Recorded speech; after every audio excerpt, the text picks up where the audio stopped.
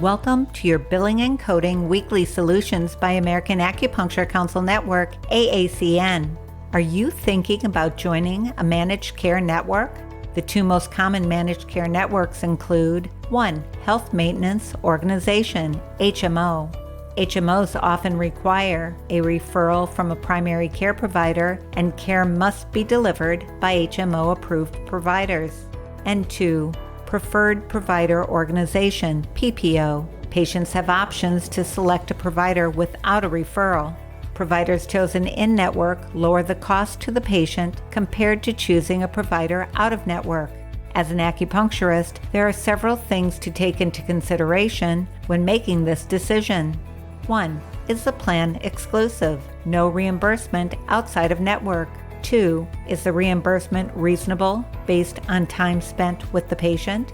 3. Will the managed care plan provide new and potential patients? And 4. Is the paperwork and authorization process easy or tedious?